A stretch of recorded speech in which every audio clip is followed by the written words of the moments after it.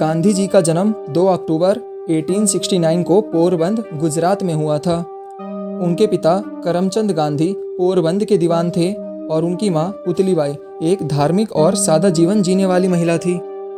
गांधी जी का जीवन एक धार्मिक और सामाजिक वातावरण में बीता, जो उनके नैतिक आदर्श को विचार देने में महत्वपूर्ण था। उनके परिवार भारतीय परंपराओं और मूल्यों में गहराई से निहित था, जिसने उनके जीवन के उद्देश्य को स्पष्ट रूप से परिभाषित किया था। गांधी जी की प्रारंभिक शिक्षा मोरबंद और राजकोट में हुई थी। वे एक औसत छात्र थे और शिक्षा के प्रति उनकी उत्सुकता सीमित थी, लेकिन उनके माता पिता और शिक्षकों ने उन्हें एक अच्छी शिक्षा के महत्व के बारे में बताया। 1887 में उन्हें इंग्लैंड जाकर कानून की पढ़ाई करने का निर्णय लिया। इंग्लैंड में गांधी जी ने कानून की पढ़ाई की और 1891 में बैरिस्टर की परीक्षा पास की।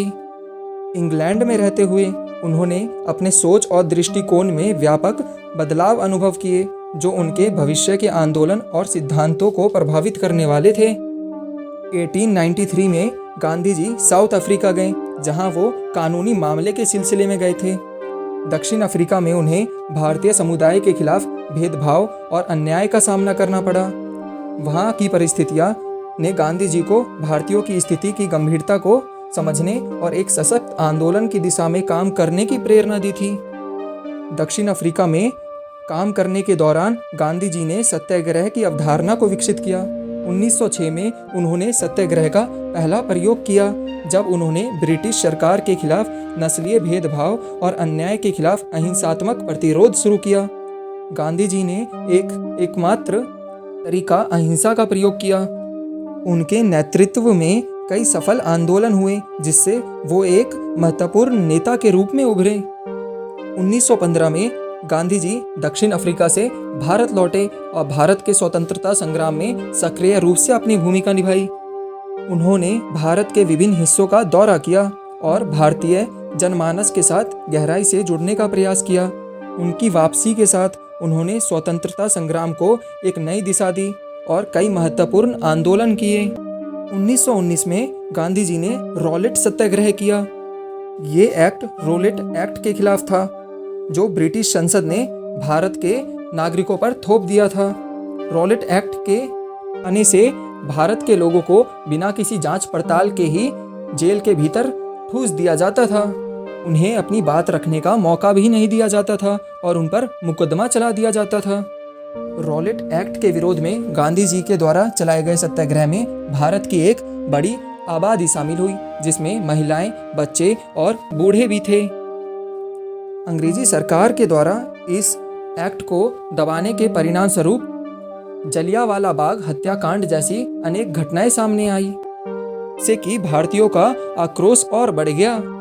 और इसी के साथ 1920 में महात्मा गांधी ने असहयोग आंदोलन की शुरुआत की। असहयोग आंदोलन में ब्रिटेन के वस्तुओं का बहिष्कार कर दिया गया। विदेशी वस्तुओं का बहिष्कार अंग्रेजों के लिए बहुत ही अपमानजनक था। इस आंदोलन में गांधी जी के माध्यम से स्वदेशी वस्तुओं का प्रचार एवं प्रसार किया गया, जिसके कारणवश ब्रिटिश सरकार अस्थिर हो गई। 1930 में गांधी जी ने नमक सत्याग्रह किया। नमक कानून के खिलाफ महात्मा गांधी ने 240 मील की यात्रा की, जिसे डांडी मार्च के नाम से भी जाना जाता है। इस यात्रा ने ब्रिटिश सरकार को सीधे तौर पर चुनौती दे दी। गांधी जी के नेतृत्व में भारत एक मजबूत स्थिति में आ गया और 1942 में भारत छोड़ो आंदोलन गांधी जी के द्वारा किया गया। ये आंदोलन द्वितीय विश्व युद्ध के मध्य हुआ। इसी आंदोलन में गांधी जी ने करो या मरो का नारा दिया। इस आंदोलन के माध्यम से ब्रिटिश सरकार ने भारत की एकता को महसूस किया और वे समझ गए कि अब भारत में उनकी स्थिति अधिक मजबूत नहीं है। स्वतंत्रता संग्राम के साथ साथ गांधी जी सामाजिक सुधार में भी अपनी महत्वपूर्ण भूमिका निभाते हैं। उन्होंने जातिवाद, छुआछूत और सामाजिक असमानता का विरोध किया। गांधी जी ने जाति व्यवस्था की आलोचना की और समानता को बढ़ावा दिया। गांधी जी का जीवन सरल और अनुशासित था। वो एक सादा तथा प्रभावशाली जीवन जीते थे। 15 अगस्त 1947 को भारत को स्वतंत्रता प्राप्त हुई, लेकिन गांधी जी को स्वतंत्रता का पूर्ण आनंद लेने का अवसर नहीं मिला। स्वतंत्रता के साथ ही भारत में विभाजन और सांप्रदायिक हिंसा जैसी घटनाएं सामने आई, जिससे कि पूरे भारत में अशांति का जन्म हुआ। गांधी जी ने शांति और अहिंसा को स्थापित करने का पूर्ण प्रयास किया। इसी बीच 30 जनवरी 1948 को नई दिल्ली में नाथूराम गोडसे ने गांधी जी की हत्या कर दी। गांधी जी की हत्या ने पूरे देश को शोक में डाल दिया। उनकी मृत्यु के साथ ही भारतीय स्वतंत्रता संग्राम का एक पूरा अध्याय समाप्त हुआ, लेकिन उनके विचार और सिद्धांत आज भी जीवित हैं। महात्मा गांधी का जीवन आज भी युवाओं के प्रेरणा का स्रोत है। उनके सत्य, अहिंसा और सामाजिक न्याय के सिद्धांत को न केवल भारत ने अपितु पूरे विश्व ने सम्मान दिया। गांधी जी के विचारों ने पूरे विश्व को प्रभावित किया और इस प्रकार महात्मा गांधी समस्त विश्व के लिए एक आदर्श बने।